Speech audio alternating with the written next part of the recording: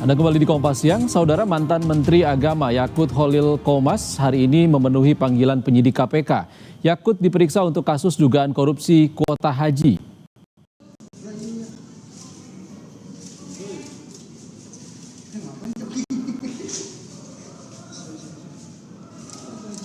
Yakut tiba di gedung KPK pukul 9.30 pagi.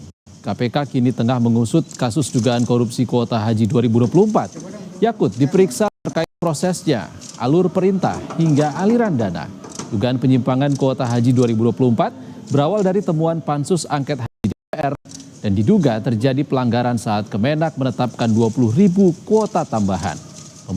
Pemberian kuota diduga tanpa melalui antrean atau masa tunggu serta ada dugaan manipulasi data dalam sistem komputerisasi haji terpadu atau Siskohat.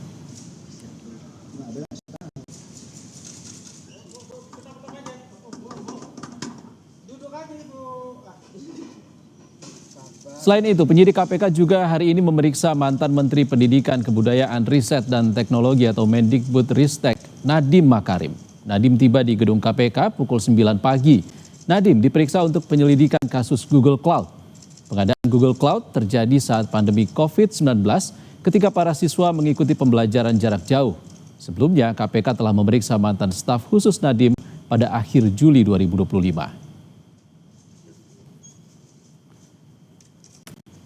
Kita bergabung dengan jurnalis Kompas TV Insani dan juru kamera Gahniar di gedung KPK Jakarta. Abel, ada dua nama mantan menteri di dua kasus berbeda yang diperiksa KPK hari ini. Untuk kasus ex-menteri agama, apa saja yang ingin digali penyidik?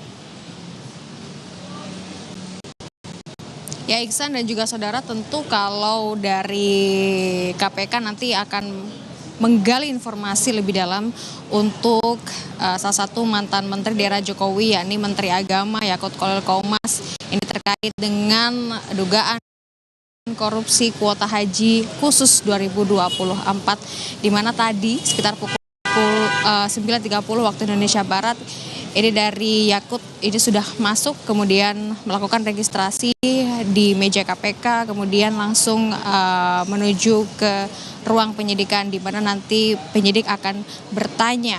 Ada beberapa pertanyaan yang akan ditanyakan kepada Yakut terkait dengan kuota haji pada saat 2024, yakni bagaimana alurnya, bagaimana prosesnya, lalu bagaimana perintah dari Yakut untuk membagi kuota tersebut. Karena kalau kita melihat pada tahun 2024 ini untuk Arab Saudi memberikan kuota sebanyak 20.000 yang kemudian dibagi 50-50 atau 50-50, artinya untuk kuota haji khusus diberikan 10.000, kemudian untuk haji reguler diberikan 10.000, dan ini dianggap melanggar Undang-Undang tahun 2019 dan juga ketetapan Presiden tahun 2024. Kalau kita melihat untuk Undang-Undang pada tahun 2019, yakni pasal 64 Undang-Undang nomor 8 tahun 2019 tentang penyelenggaraan ibadah haji dan juga umroh yang mengatur kuota haji khusus ini sebesar 8%, sedangkan 92% untuk kuota haji reguler.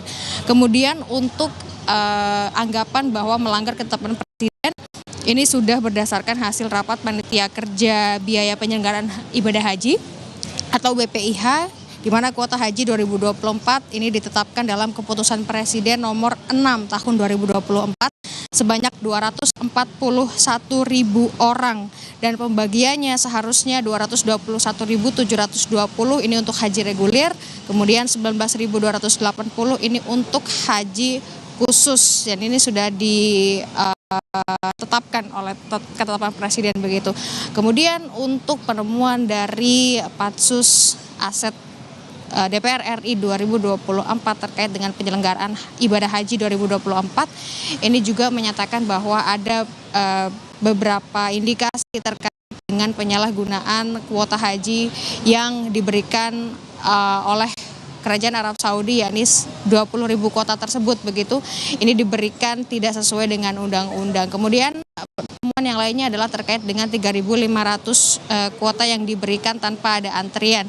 Nah, ini juga menjadi salah satu temuan atau indikasi yang kemudian nanti bisa saja akan ditanyakan oleh tim penyidik dari KPK kepada Yakut Khalil Qomas yang saat ini masih berada di ruang penyidikan untuk dimintai keterangan terkait dengan hal tersebut. Tapi karena memang kasus ini masih dalam proses penyelidikan, ini juga KPK secara berjenjang ini melakukan penyelidikan dengan memanggil beberapa orang, termasuk salah satunya kemarin dari Dirjen PHU atau Dirjen Penyelenggara Haji dan juga Umroh. Kemudian ada beberapa travel haji dan juga umroh yang juga dipanggil untuk dimintai keterangan.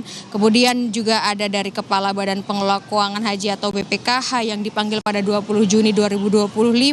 Dan saat ini keterangan dari mantan Menteri Agama era Jokowi yakni Yakut Kaumas menjadi penting untuk bisa diungkapkan pada saat proses penyidikan di KPK untuk bisa membuka lebih terang terkait dengan bagaimana proses pembagian kuota tahun 2024 untuk kuota tambahan yang diberikan oleh Kerajaan Arab Saudi kepada Indonesia pada saat itu.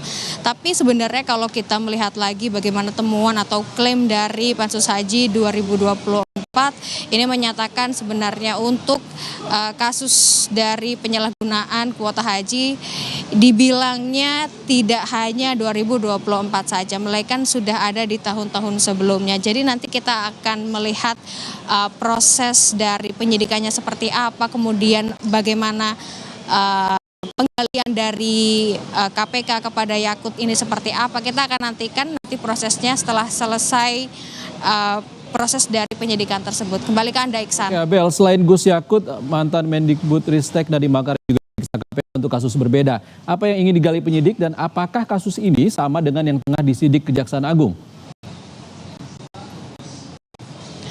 Berbeda, Iksan dan juga saudara. Kalau di Kejaksaan Agung ini terkait dengan Chromebook, kemudian kalau di KPK ini terkait dengan Google Cloud. Nah, kalau Google Cloud ini kan memang pengadaannya ini pada saat era COVID-19, internet gratis yang ada di Kemendikbudristek, dan tentu ini ada hubungannya dengan Google Cloud yang saat ini sedang didalami oleh KPK dan saat ini sedang ditanyakan kepada Nadiem Makarim yang ada di ruang penyidikan.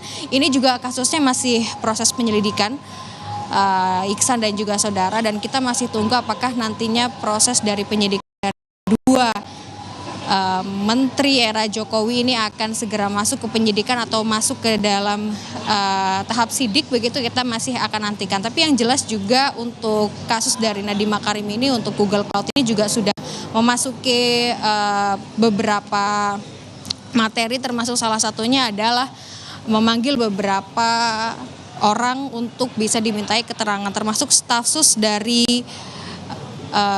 Nadiem Makarim sendiri. Jadi pada 30 Juli ada staf sus dari Nadiem, yakni Fiona, kemudian ada mantan komisaris Goto dan juga mantan direktur Goto yang dipanggil juga pada 5 Agustus 2025, di mana semua materi pemeriksaan ini sudah masuk ke dalam KPK. Yang saat ini sedang dilakukan adalah meminta keterangan dari Nadiem Makarim untuk bisa melengkapi barang bukti, yakni adalah keterangan-keterangan dari pihak-pihak terkait. Kembali ke Anda. Abel Insani langsung dari Gedung KPK Jakarta. Terima kasih, Abel. Kita ke sorotan lainnya, saudara. Mantan Gubernur Jawa Barat Ridwan Kamil tiba di Gedung Bareskrim Polri Jakarta pada Kamis pagi ini. RK menjalani pemeriksaan tes DNA terkait dugaan pencemaran nama baik yang melibatkan selebgram Lisa Mariana. Selamat pagi.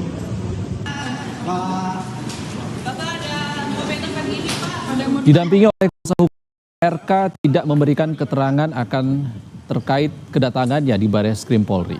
Sebelumnya, laporan dibuat RK usai Lisa mengungkap memiliki anak dari mantan Gubernur Jawa Barat itu.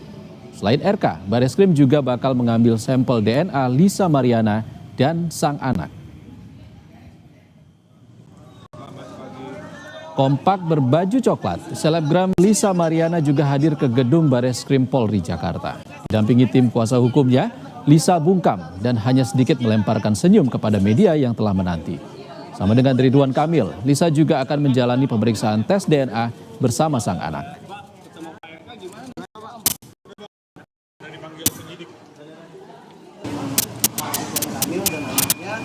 Ya, apapun itu nanti kita akan jalanin dulu. Nanti kita akan update lagi karena ini udah waktunya udah mepet, kita agak berat. Jam 10 udah agak lewat jam 11. Jadi nanti kita saat sesi tanya jawab dan lain-lain pada saat nanti sudah selesai ya. Terima kasih.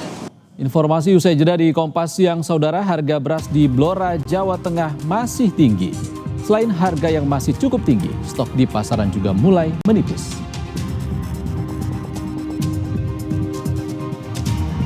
Game online Roblox menuai sorotan karena dinilai mengandung unsur kekerasan. Seberapa berbahaya dampak permainan ini terhadap